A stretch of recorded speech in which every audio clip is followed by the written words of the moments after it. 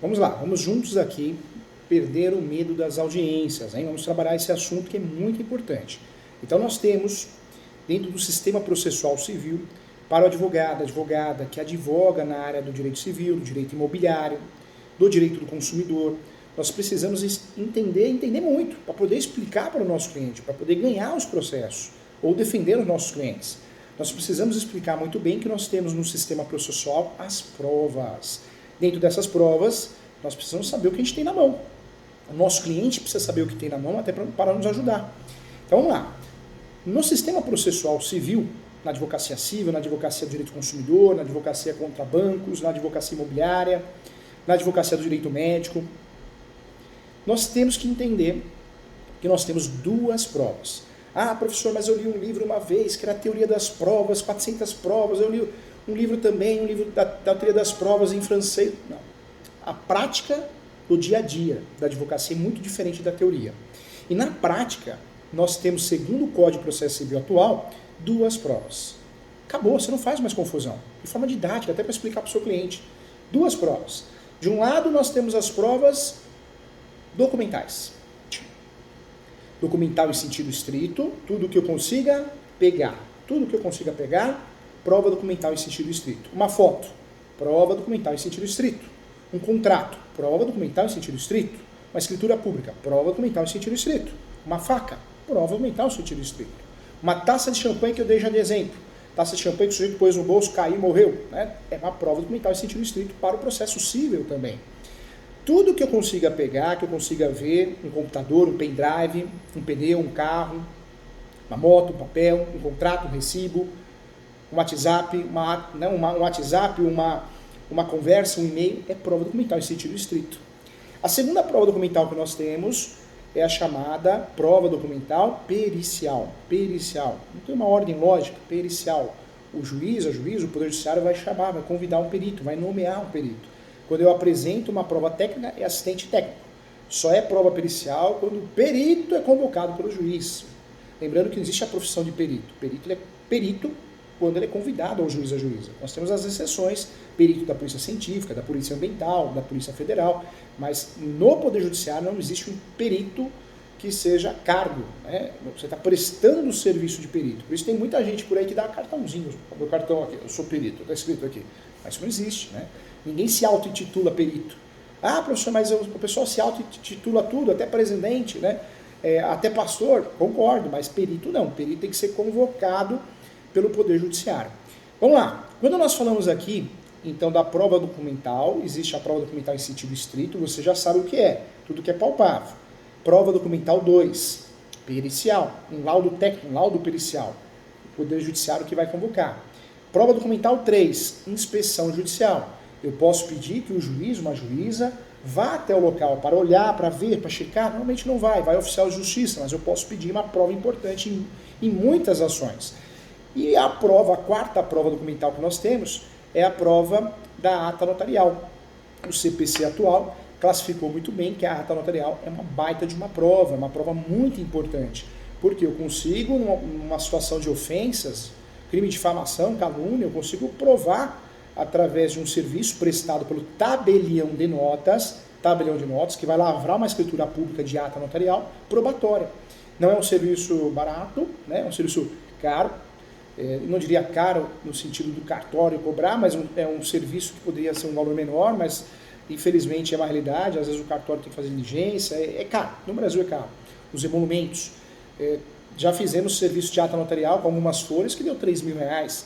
Ata notarial, você vai no tabelião de notas e ele vai lavrar, ele ou ela vai lavrar uma escritura pública dizendo o que está vendo.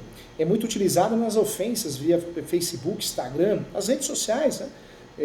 Então é muito utilizado, então é importante. Então uma prova importante. Vamos lá. Deixando de lado as provas documentais e voltando nas provas orais, de um lado nós temos a prova oral, testemunha, prova testemunhal, e do outro lado nós temos o depoimento pessoal das partes. Essas provas orais vão acontecer onde? Em uma audiência. Essa audiência é chamada de instrução e julgamento. Instrução e julgamento. Quantas audiências nós temos então na advocacia civil, na advocacia de direito do consumidor, na advocacia imobiliária? São 4 audiências. Em outros ramos nós temos audiências com ramos diferentes, audiências diferentes. Na trabalhista tem aquela audiência una, né? Tem aquela audiência una. É muito comum, é uma audiência que os atos são concentrados numa audiência só. E tem a audiência una e tem a de instrução e julgamento também, tem a audiência só de conciliação. Isso na trabalhista, quem advoga na trabalhista. No criminal tem a audiência do tribunal do júri, né, que é o plenário. Também no criminal tem uma audiência diferente, que é a audiência de custódia, uma novidade dos últimos tempos, que é uma audiência que é marcada para soltar o sujeito, ele ou ela cometeu um delito, se ele precisa ficar preso ou não. É uma audiência que foi muito criticada, muito polêmica, inclusive. Esquece essas audiências, que são outros ramos. Aqui na advocacia do direito consumidor, do direito civil, contratual, direito imobiliário, nós temos 4 audiências. A mais importante, eu diria, é a instrução e julgamento. A bambambam é feita por um juiz, uma juíza. A audiência de conciliação e mediação, que muitas vezes não é feita pelo juiz ou juíza, normalmente é feita por um conciliador, que em regra deveria estar bem preparado. Uma audiência para tentativa de acordo, ninguém é obrigado a fazer. Terceira audiência, a audiência de saneamento, uma audiência muito específica. O juiz, a juíza pode marcar essa audiência só para tirar dúvidas. Marca essa audiência só para tirar algumas dúvidas a respeito daquele caso em si, antes de julgar. O que é o despacho senador? É um despacho que eu dou como juiz para poder tirar algumas dúvidas para julgar. Eu sempre brinco com os alunos que o despacho senador é que nem você preparar o bife para fritar. Você vai dar uma batida na carne, né? Você é um filé mignon que é muito molinho, mas vai bater na carne, vai temperar. Você está preparando para fritar e a audiência está preparando para julgar. Então, audiência de saneamento, uma audiência comum, cada vez mais. A quarta audiência que nós temos é a audiência, também muito interessante, a audiência de justificativa ou justificação. Também uma audiência importante. Vamos lá. Voltando na audiência, falamos de 4 audiências aqui, hein? Voltando na audiência de instrução e julgamento. A audiência de instrução e julgamento, com o atual CPC, quantas testemunhas eu posso levar? Com relação ao rol apresentado, poderão ser listadas até 10 testemunhas. Anote aí, 10 testemunhas, sendo 3 no máximo para provar cada fato. Então, vamos lá. Quantas audiências existem? 4. Na audiência de instrução e julgamento, eu posso levar quantas testemunhas? Até 10. Até 10, é muito, hein? Sendo 3 para cada fato no máximo.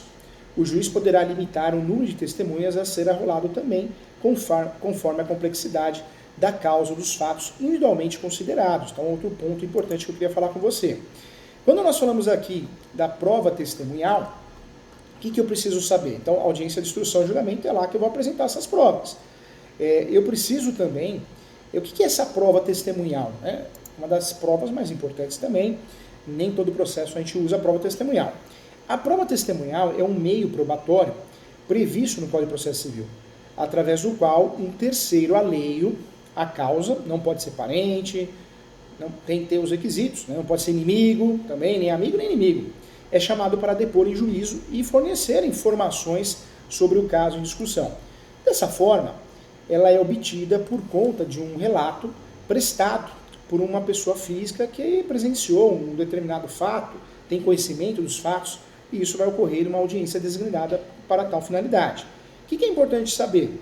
Essa testemunha, muitas vezes, ela é arrolada num despacho antes da audiência, então tem que ficar atento, porque se tem um despacho pedindo as testemunhas e você não apresenta essas testemunhas, pode ocorrer a preclusão, depois você não pode apresentar no dia na audiência. Não é que nem a trabalhista, que você leva as audiências num dia. A civil você tem que apresentar antes, então cuidado com isso. Quero lembrar a você que essas testemunhas você pode apresentar na inicial, ou já na contestação também, se você não quer depender de um despacho onde você tenha que apresentar. Tá? Importante. A classificação das testemunhas, e eu diria que é uma classificação importante, as testemunhas de um processo podem ser classificadas de 3 formas. Testemunhas presenciais, de referência ou referidas. Tá? Então nós temos aí testemunhas presenciais, de referência ou referidas. Para entender a diferença entre cada uma delas, vamos abordar de forma bem didática. A testemunha presencial é aquela que participou diretamente do fato que culminou na ação judicial, podendo sim descrevê-lo por meio de seus sentidos, ok? Testemunha presencial. A segunda classificação que nós temos de testemunha é a testemunha de referência, que é aquela que soube do fato por outras pessoas nele envolvido ou envolvidas. Então, presencial, presenciou. Segunda testemunha, segunda espécie de testemunha, a de referência, ela ouviu falar. A terceira classificação que nós temos em relação à testemunha é a testemunha referida. são aquelas que foram mencionadas no depoimento de outra testemunha. Então, são testemunhas, a testemunha referida é aquela que foi, de fato, mencionada no depoimento de outra testemunha. E eu diria, na minha doutrina eu falo isso, no meu livro de Direito de Processo Civil, nós teremos uma quarta classificação de testemunhas, e essa quarta classificação seria a testemunha instrumental. Testemunha instrumental é aquela que eu peço para assinar um contrato. Não é porque ela assinou um contrato como testemunha que ela vai ser convocada numa audiência, não. Ela só assinou o contrato para cumprir tabela. Então é uma testemunha que não serve muito para muita coisa. É só instrumental, para cumprir tabela. Eu nunca vou esquecer uma vez que uma advogada do meu escritório, pediu para o estagiário assinar como testemunha. Ele falou, não quero me comprometer. Eu expliquei para ele, não, você vai ser uma testemunha instrumental, é só para poder cumprir tabela. Tá? Então, isso é a testemunha instrumental. Existem ainda diferentes classificações na doutrina processual civil, como, por exemplo, a divisão entre testemunhas instrumentais e judiciais. Tá? A testemunha instrumental é a testemunha que presenciou a formalização de um ato jurídico e também assinou o respectivo instrumento. Já a testemunha judicial é aquela que relata em juízo o que sabe a respeito dos fatos, podendo uma testemunha presencial ser presencial, de referência ou referida, tá bom? Então é importante. Quando nós falamos aqui, quando pode ser utilizada a prova testemunhal? Acho que é uma outra dúvida muito grande, né? Falou em prova testemunhal, tem audiência. O processo civil, ele traz como regra a admissibilidade da prova testemunhal em todos os casos, desde que a lei não disponha de modo contrário e também seja direcionada para comprovar fatos controvertidos. Quando nós temos uma audiência de instrução e julgamento, não adianta, sei lá, falar o que já está na inicial. Não adianta, gente. Muito advogada faz audiência e não sabe por que está fazendo audiência. Então começa aquelas perguntas inúteis, que não vai ajudar você, só vai perder tempo e você corre o risco de tomar um fora do juiz, a juíza, com razão. Então, quando você vai fazer uma audiência, tem que estar bem preparado, sabendo o que você quer nessa audiência, como advogado, advogada, o que você quer atingir, qual a finalidade, qual o objetivo. Tá? Então, cuidado. A testemunha é para resolver um fato controvertido, a audiência é para resolver um fato controvertido sobre aquele assunto. A legislação processual também especifica, sim, casos em que a prova testemunhal pode ser utilizada conforme a nossa prática. Quando a lei exigir prova escrita da obrigação, a prova testemunhal é admissível se houver indício de prova, isso aparece prova por escrito, no artigo 444.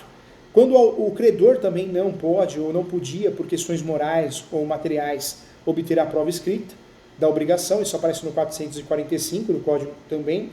E também, mais uma situação em contratos simulados, né? Quando a divergência entre a vontade real e a vontade declarada, isso aparece no 446 também, inciso 1. Em contratos gerais, quando o vício de consentimento, temos o 446, inciso 3º. Tá? Vale ressaltar que outras leis específicas e esparsas sobre direito civil e processual podem conter mais informações específicas sobre o uso da prova testemunhal. Mas eu queria trazer para você a resposta de uma pergunta também muito interessante. Quem pode e quem não pode ser testemunha no processo? Acho que é uma dúvida muito grande de muitos colegas advogados, então vamos estudar isso que é importante.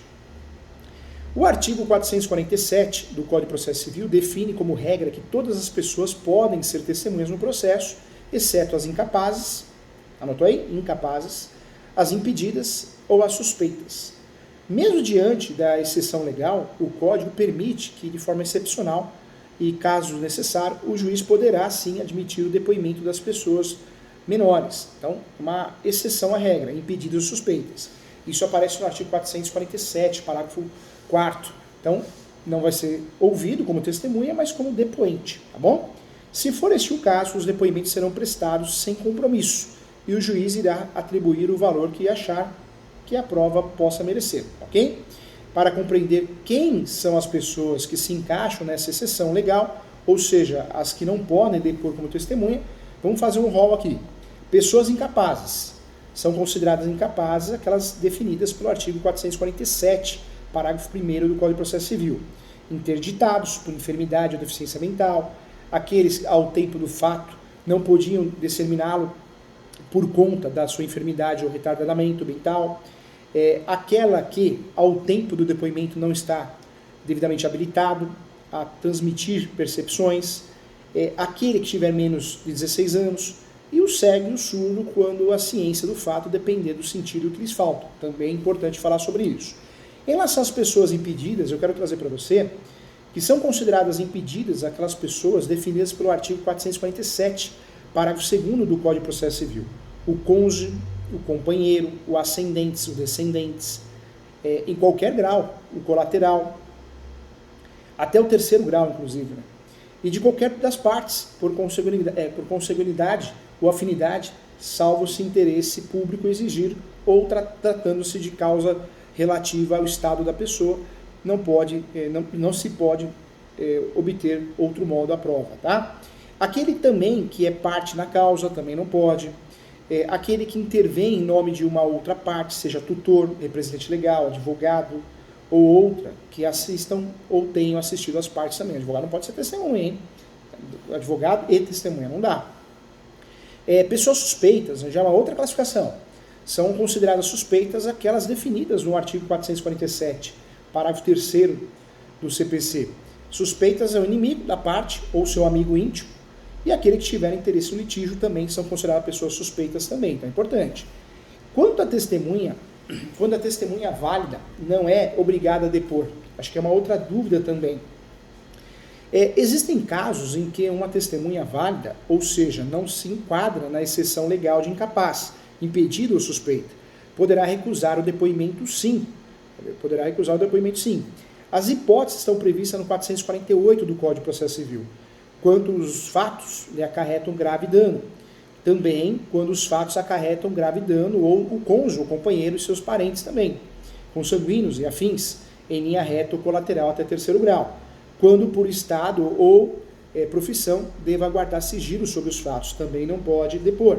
Assim, nos casos mencionados que eu falei aqui, as pessoas não estarão obrigadas a depor, podendo recusar o chamamento à justiça, tá? É uma exceção à regra que nós temos, tá? Importante também.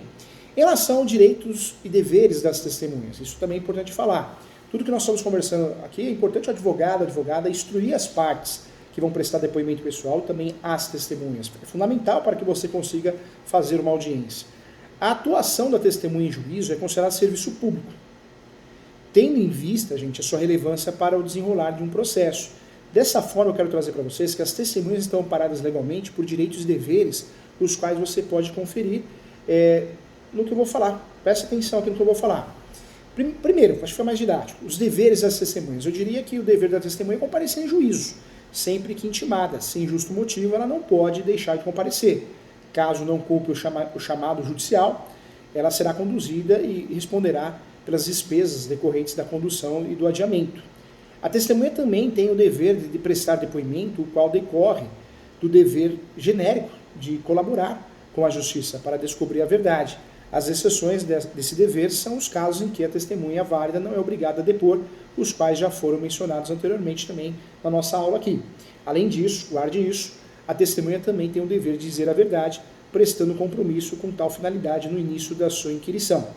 O juiz advertirá também a testemunha de quem faz, né, a afirmação falsa, cala ou oculta a verdade, pode ocorrer em sanção penal. Inclusive os juízes têm esse costume de falar logo no começo, né, que você tem que falar a verdade. Então tem testemunha que fica assustado ali, né, assustado, então tem que avisar a testemunha que isso é comum. Não é que está falando porque está desconfiando da pessoa. É importante instruir nesse sentido, orientar nesse sentido. Os direitos das testemunhas também, quero classificar aqui. A testemunha tem direito sim de ser tratada com respeito e urbanidade, não sendo permitida realizar perguntas impertinentes, capciosas, vexatórias, tá? Por parte do juiz, juíza ou por parte dos advogados. Então, importante. E nesse sentido, as testemunhas também podem se recusar a responder perguntas, caso elas possam responder por crime, elas podem se recusar a responder sim. Outro direito cabível às testemunhas está relacionado à possibilidade de requerer o ressarcimento das despesas sofridas para o comparecimento à audiência, as quais devem suportadas pela parte que arrolou. Então isso é fato. Quero lembrar a você que as audiências podem ser gravadas, hein, gente? Salvo exceção a audiência de conciliação e mediação, que tem princípios próprios, entre eles o sigilo. Eu nunca vou esquecer uma advogada muito arrogante, fiz audiência com ela, ela deu a entender que estava gravando a audiência. E se deu muito mal, porque não pode ser gravada a audiência. Então você vê a arrogância, né? Arrogância. Eu já fiz audiência com muita gente boa, viu, gente? Muito advogado, advogada do bem preparado, juiz. Mas o que eu já fiz audiência com um juiz mal educado, juíza e advogado arrogante ou advogada totalmente despreparado ou despreparado, então é muito triste isso, né? Se a advogada, ela falou que estava gravando audiência de conciliação, que ela exigia que constasse em ata. Então, desculpa, mas que despreparo. Primeiro que não pode gravar audiência de conciliação e mediação. E depois que não pode constar em ata a proposta, porque a audiência de conciliação só vai constar se o acordo for frutífero. Se for frutífero, não vai constar nada em ata. Isso está sendo seguido os princípios da audiência de conciliação. Então ela mostrou arrogância, tanto é que chamou o juiz corregedor, atrasou a audiência, uma arrogância, sem sentido. Isso tem gente que tem a OAB, a inscrição na OAB, e acha que ganhou um poder. E não é isso, gente. A advocacia não é isso, tá? Acho que nenhuma profissão. Cuidado. Então, muita atenção em relação a isso. Vamos lá. Vamos abordar um pouquinho a sequência dessa audiência de instrução e julgamento, tá bom? Antes disso, a sequência do rol de testemunha. Na etapa de saneamento, a organização do processo para ser julgado, caso o juiz entenda necessária a produção de prova testemunhal, ele ou ela, determinar a intimação das partes para que apresente o rol de testemunhas no prazo de 15 dias. Lembrando que eu posso apresentar isso na inicial e na contestação. Não é inteligente e estratégico fazer isso, porque a outra parte já vai conhecer as testemunhas. Então é importante você apresentar no momento oportuno, que seria esse. Mas nada impede de apresentar antes, se você quiser. Tratando-se de um processo de alta complexidade, em matéria de fato ou de direito, o juiz poderá designar a audiência para o saneamento, para que seja feita em cooperação com as partes. E nesse caso, as partes devem ser munidas de rol de testemunhas para o ato, tá bom? Isso é importante. Com relação ao rol apresentado, poderão ser listadas até 10 testemunhas, já falamos sobre isso, sendo 3 no máximo para cada fato, provar cada fato. O juiz poderá limitar, já falei isso também, o número de testemunhas a ser rolado, conforme a complexidade da causa, os fatos individualmente considerados. Sempre é importante orientar a testemunha a levar documentos pessoais, RG, CPF, a vestimenta também, né? Então, shorts não entra, boné não entra no fórum, e as mulheres também roupas, não diria sociais, mas roupas comportadas, né? É difícil, é subjetivo, né? Claro, cada um tem um gosto, não estou entrando nesse mérito, mas é importante essa análise porque já aconteceu comigo, as testemunhas não conseguiram entrar no fórum. Então, importante para essa bobagem, levar os documentos também. Sempre que possível, as testemunhas devem ser qualificadas com as seguintes informações, isso eu já estou falando na peça: nome, profissão, estado civil, idade, número do CPF, número do registro de identidade, endereço completo ou residencial também. Outra dúvida que é muito comum por parte dos advogados é a substituição da testemunha. Muitos advogadas falam: professor Júlio, me ajuda nesse sentido. Ajuda, vamos lá. Depois de apresentado o rol de testemunhas, em regra, não poderão ser substituídas, hein? Entretanto, o Código de Processo Civil elenca algumas exceções. Essas exceções aparecem no 451, que são os casos da substituição da testemunha quando possível. A testemunha falecer, claro que ela pode ser substituída. A testemunha não puder comparecer por conta de enfermidade, também, provado com atestado médico. E a testemunha não for encontrada por ter mudado de residência ou local de trabalho. Então, também são exceções, tá bom? Importante também a intimação da testemunha. De acordo com o CPC atual, é responsabilidade do advogado informar ou intimar as testemunhas por ele arrolada, sobre o dia, horário e local da audiência designada, sendo dispensada a intimação do juízo. Para fazer isso, o advogado tem duas possibilidades: intimar a testemunha por carta com aviso de recebimento, juntando cópia dos autos da intimação e o comprovante do recibo aos autos, com antecedência mínima de 3 dias da data da audiência. Isso é muito importante fazer, muita gente não faz. Também comprometer-se a levar a testemunha à audiência, independente de intimação. Nesse caso, se a testemunha não comparecer, estende-se que a parte, de fato, desistiu da sua inquirição. Então, é importante. Se o advogado não realizar a intimação da testemunha e não se comprometer a levar em audiência, entende-se que houve a desistência da sua inquisição. É fato, isso é jurisprudencial doutrinário. A lei processual também prevê hipótese em que a intimação judicial de testemunha é cabível. E são elas: quando a intimação pelo advogado for frustrada, quando for demonstrada a necessidade por parte do juiz, quando for também testemunha de servidor público ou militar, quando a testemunha for arrolada pelo Ministério Público ou Defensoria Pública, e quando o testemunho estiver no rol previsto no 454, que tratam das figuras das autoridades públicas também, tá bom? Então é importante. O depoimento da testemunha tem algumas regras específicas que nós devemos estudar também. Quando chegar o momento da testemunha ser inquirida, algumas formalidades devem ser atendidas em audiência. Todas as testemunhas arroladas serão inquiridas de forma separada, tá, gente? E sucessivamente. Então, uma não pode escutar a outra. O juiz irá ouvir as testemunhas do autor primeiro e depois a do réu. E isso é legal que a gente entende e discuta aqui, porque senão você fica um advogado parecendo um cego um cego em tiroteio, né? Você não sabe o que vai acontecer, os próximos passos na audiência. Então é importante saber primeiro as testemunhas do autor, depois as testemunhas do réu, e uma não pode escutar a outra. Essa ordem só poderá ser alterada se as partes concordarem, tá? É importante também. Antes de iniciar o seu depoimento, a testemunha também será qualificada, informando ou confirmando os seus dados pessoais, bem como se tem parentesco com alguma das partes ou interesse no objeto do litígio. Em seguida, também as testemunhas prestarão compromisso de dizer a verdade sobre o que lhe for perguntado, sob pena de incorrer em sanções penais. Para iniciar o seu depoimento, a testemunha responderá primeiramente as perguntas formuladas pela parte que arrolou, sempre a parte que arrolou, e na sequência pela parte contrária.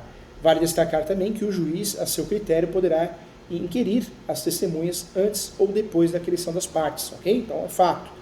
Além disso, é importante também ressaltar nessa aula, gente, que não são todas as perguntas que a testemunha é obrigada a responder, hein? O juiz poderá indeferir aquelas que puderem induzir a resposta, não tiverem relação com em questões de fato e também de objeto de atividade probatória, ou importarem também em respeito de outra pergunta já respondida, tá? Então isso é importante. No caso de indeferimento de perguntas, se a parte requerer, elas poderão ser reduzidas a termo, tá bom? Outro termo que eu quero estudar com você aqui, para que você fique bem preparado, é a contradita das testemunhas, que é outro objeto de dúvida, né? Quem faz isso é o advogado. Excelência, eu quero contraditar a testemunha. O advogado, advogada, e no momento oportuno, antes de começar a qualificação das testemunhas. Você não pode fazer depois, hein? Senão, precluiu. Então, antes de iniciar a inquirição da testemunha, você deve informar que a testemunha é contradita. A parte poderá contraditá-la assim, arguindo sua incapacidade, impedimento ou suspensão. Caso a testemunha negue tais fatos, deve ela provar a contradita com documentos ou com testemunhas, podendo arrolar até 3, tá? Apresentando sim no qual inquiridas em separado. Se forem comprovados ou confessados os fatos que determinem a incapacidade, impedimento ou suspensão da testemunha, o juiz poderá dispensar o seu depoimento ou então torná-lo como um informante. Então pode acontecer. Do registro do depoimento, isso também é um tema que é objeto de muita dúvida. O depoimento da testemunha pode ser registrado, gravado ou digitalizado, tanto faz, tá? Hoje é muito comum a gravação. No caso de gravação eletrônica, ela poderá ser feita através de alguns softwares jurídicos que o Poder Judiciário, os tribunais utilizam, os órgãos públicos utilizam. E quando for digitado o documento, por meio de taquigrafia, né, ou outro modo idôneo, o testemunho também deve ser assinado pelo juiz, pelo depoente e pelos procuradores das partes. É aquela situação que o judiciário... Doutores, podem ler, depois assinam, depois de ler, ver se concordam. Então, é assim que acontece também. Bom, então, importante bater um papo sobre isso. Vamos lá. Quando nós falamos de testemunhas aqui, nós estamos falando de audiência de instrução e julgamento, mas também audiência justificativa ou justificação. Nós estamos falando aqui também de audiência de ensinamento. Testemunhas são levadas em audiência, em regra na audiência de instrução e julgamento, mas é importante para todas as audiências, tá? A escuta pessoal das partes pelo juiz, juíza, é um cerne de qualquer audiência no direito, seja qual for a especialidade. O advogado tem que estar bem preparado, vestimenta, gravata, sempre o uso da gravata, os homens, as doutoras precisam a vestimenta social, chegar 1 hora com antecedência da audiência, instruir as partes testemunhas, no sentido como que funciona, para diminuir a ansiedade e também o medo, né? Então é importante sim, isso tem dado muito certo com os profissionais que fazem. A audiência a chamada audiência de conciliação e mediação é uma audiência que é formada pelas alternativas de resolução de conflitos. Então é uma audiência diferente do que a gente está acostumado, porque não é uma audiência instrutória, é uma audiência para tentar acordo. Uma audiência diferente para evitar sentença judiciária. Esse é o objetivo, uma vez que nelas as partes deverão entrar em consenso, pode ser frutífero ou infrutífero. Esse tipo de audiência contribui para descongestionar o Poder Judiciário, né? Desafogar o Poder Judiciário. É uma audiência interessante e muito trabalhada no CPC. Eu posso pedir essa audiência a qualquer momento, em qualquer grau de jurisdição. No processo civil brasileiro, a audiência de conciliação e mediação, ou mediação e conciliação, tudo faz, é essencial para a celeridade do processo, e o juiz deve propor o acordo entre as partes quando for cabível, uma vez que há matérias que não são passíveis de conciliação e mediação. Eu diria que essa audiência tem casos que ela é incompatível, a ação de interdição, não tem lógica, né? Uma audiência de conciliação e mediação. Quanto à petição, também eu não posso esquecer, eu tenho que falar se eu quero ou não quero, é um requisito da petição inicial. Então é importante, eu preciso fazer isso, né? Eu preciso falar se eu quero ou não quero na petição inicial, então também faz toda a diferença. Ela pode se realizar caso ambas partes demonstrem desinteresse, ela poderá não ser realizada, né? Ela pode ser realizada se ambas partes demonstrarem interesse, mas se ambas partes demonstrarem interesse, ela não será realizada. Então é importante também. A audiência de instrução e julgamento é uma audiência que ocorre em dia e hora designada pelo juiz, que vão participar da audiência as partes, os respectivos advogados, testemunhas e auxiliares da justiça. A audiência ela é uma medida tomada pelo juiz, é uma nova tentativa de conciliação, é comum nessa audiência também. Na audiência de conciliação e mediação, pelo conciliador, na audiência de funcionamento, pelo juiz. Tá? Então é importante. A audiência de justificativa ou justificação, que eu já tinha falado, é uma audiência para que o juiz obtenha informações adicionais sobre as alegações do autor. E ocorre em 2 momentos do processo civil brasileiro, na ação de reintegração de posse e na manutenção de posse. O juiz poderá designar a audiência a chamada audiência de justificativa, para que o autor justifique as suas alegações se achar que a petição e seus fundamentos não são suficientes para provar o esbulho ou a turbação do réu. E nessa audiência o réu não é chamado para se defender, mas para comparecer e participar caso queira. Essa audiência justificativa e justificação também pode ser marcada em pedidos de liminares, tutelas de urgência também. Você sabe que foi marcada uma audiência dessa num caso de uma ação reivindicatória, não tem sentido, né? Porque a reivindicatória é uma ação petitória, é uma ação que eu trabalho com documentos, então acontece audiência sem sentido, tá bom? Legal, eu agradeço a você, a intenção é te ajudar para que você possa dominar o assunto e possa ajudar o seu cliente, tá bom? Legal, um grande abraço e até a próxima.